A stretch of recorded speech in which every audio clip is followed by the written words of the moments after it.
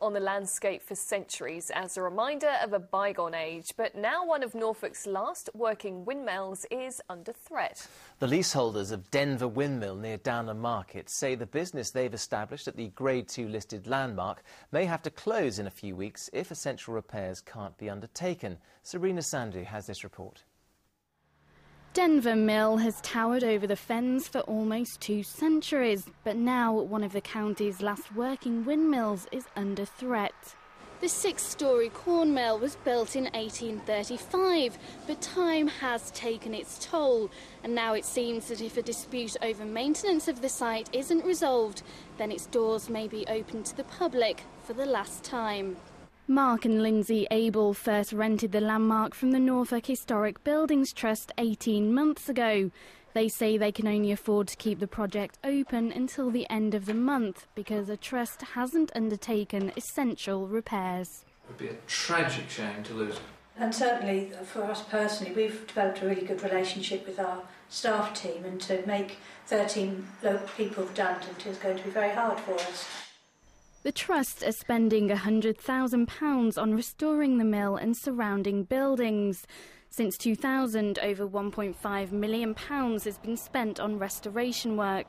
The Trust says it's committed to keeping the mill open, but that specialist work is time-consuming and there is a finite limit on what they can afford.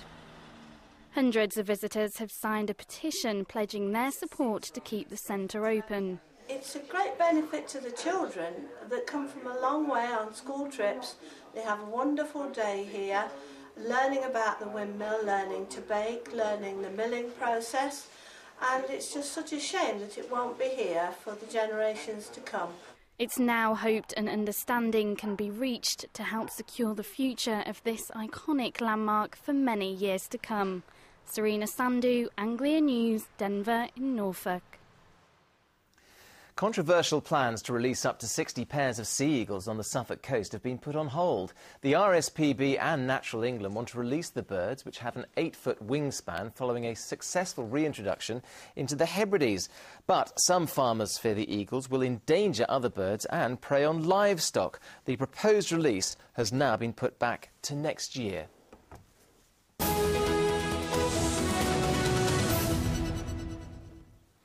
Now then, it's 12th night when traditionally the Christmas decorations should come down. Have yours come down? A week ago. Oh, well done Was you. it a week ago? Well, what better time to start thinking about, yeah, you got it, it's Easter. Can you believe it? Well, some of our supermarkets are already stocking a range of, yes, chocolate eggs, bunnies, chicks and even hot cross buns, as Natalie Gray now reports. It's 12th night and the Reverend Jack Burton is taking down the Christmas decorations for another year. But it seems now we've finished celebrating Jesus' birth, we need to start thinking about his resurrection. Easter isn't for another 3 months, but already supermarkets are selling chocolate eggs, bunnies, chicks and hot cross buns. Reverend Burton is a retired Methodist minister from Norwich. I find it sad and disappointing, but not surprising. It works the other way round. You can get all your Christmas decorations very, very early, in the middle of the summer. Easter doesn't fall until April the 4th, but this Tesco store in Aylsham in Norfolk has 2 stands of Easter goodies, which have been on sale since January the 1st. They wouldn't let us film or give a comment. Nearby Summerfield has a smaller selection of Easter bunnies, chicks and eggs. Why are you selling hot cross buns and Easter eggs in January? Because Christmas is over and done with. Our customers are buying cream eggs and hot cross buns and they're flying out the door. So are shoppers getting excited about Easter? Far too early. It's ridiculous. Easter's Easter. We've got another 2 or 3 months. No, there's nothing wrong with it. I mean, nothing wrong at all. If you feel anti-Easter eggs, you don't buy them, do you? We've only just got through Christmas and the sales. I think it's a little bit too early. What do you think about supermarkets selling Easter eggs in January?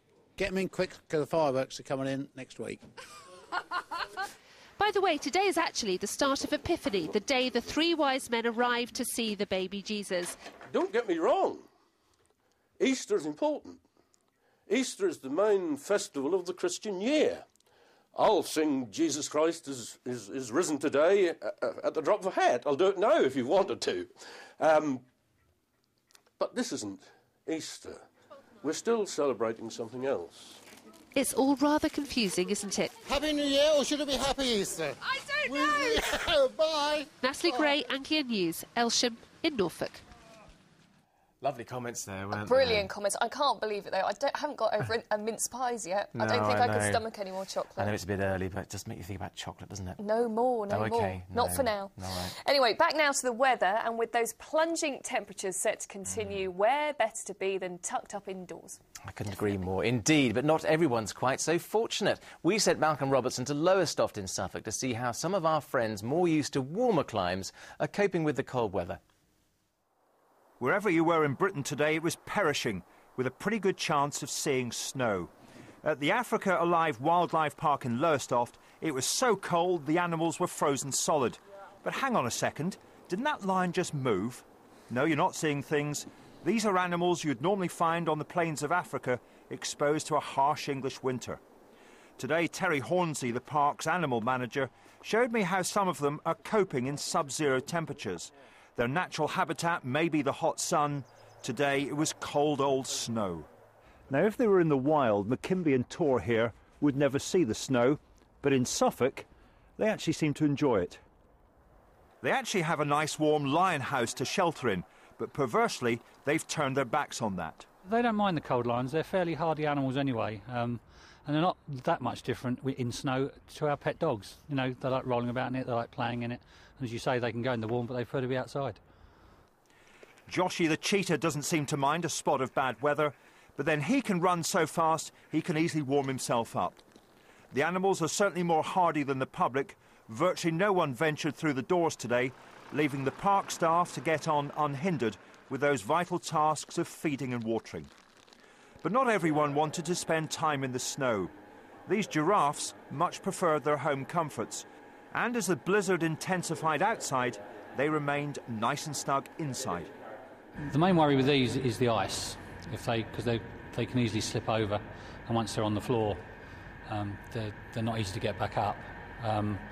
But also, once the temperature drops to below a certain level, they also start feeling the cold as well. I mean, they're quite hardy, really, but they do have a limit.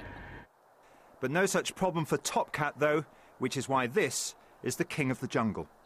Malcolm Robertson, Anglia News, Suffolk.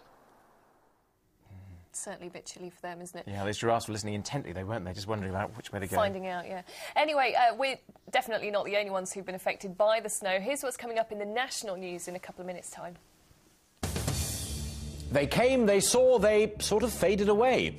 Two ex-cabinet ministers attempt to oust Gordon Brown, but failure to win support in the current cabinet seems to have left the PM secure. And the other storm that won't go away. Now then, before we get back to Amanda, it was mentioned last night, I did actually sort of say going back outside to Amanda, and of course I've had an email saying that I should be the one going outside. Amanda should be allowed to come back in and keep in the warm. If I was placing bets, you definitely won't be outside. I might do. She's made of tough stuff, don't worry about her. Here she is now with the report. Well, that's it from us. I'm off to find Jonathan a nice coat to try and get him outside, I think. Not going to work. See you tomorrow. Bye.